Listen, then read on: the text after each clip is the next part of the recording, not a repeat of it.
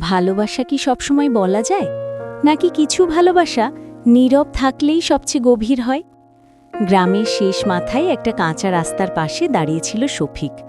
বিকেলে নরম রোদে ধানক্ষেতগুলো সোনালি হয়ে উঠেছে।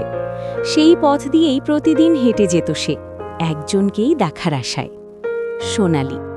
সোনালি ছিল গ্রামের সবচেয়ে সাধারণ মেয়ে, অথচ শফিকের চোখে সে ছিল অসম্ভব সুন্দর।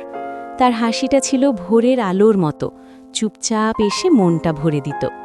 শফিক কখনো তাকে ভালোবাসার কথা বলতে পারেনি, শুধু দূর থেকে দেখেছে আর মনে মনে হাজারটা কথা বলেছে।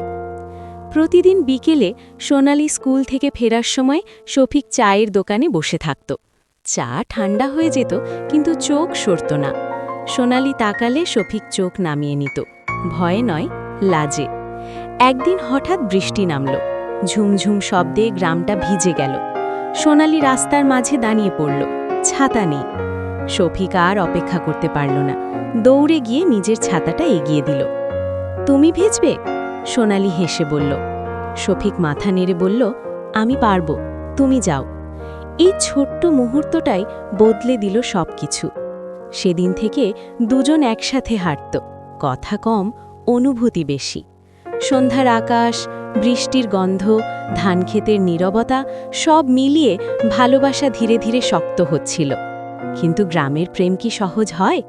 একদিন সোনালির বিয়ে ঠিক হলো শহরের এক ছেলের সাথে। শফিক সেদিন চুপচাপ বসেছিল নদীর পাড়ে, চোখে জল আসেনি, বুকটাই যেন ভারী হয়ে গিয়েছিল। হঠাৎ পেছন থেকে পরিচিত কণ্ঠ, ভালোবাসলে বললে না কেন শফিক? শফিক ফিরে তাকালো, সোনালি দাঁড়িয়ে। ভেবেছিলাম হারাবো, শফিক বলল। না বললে তো আগেই হারাও, সোনালি চোখ মুছে বলল। সেদিন গ্রামের আকাশ সাক্ষী ছিল, নীরব ভালোবাসা কথা বলতে শিখেছিল। আজও সন্ধ্যায় সেই কাঁচা রাস্তায় দুজন পাশাপাশি হাঁটে, কথা কম, ভালোবাসা অনেক।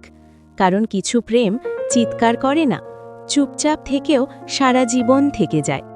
যদি গল্পটা ভালো লেগে থাকে তাহলে অবশ্যই লাইক দাও, আর এমন আরও শফিকার রোমান্টিক স্টোরি পেতে সাবস্ক্রাইব করতে ভুলবে না।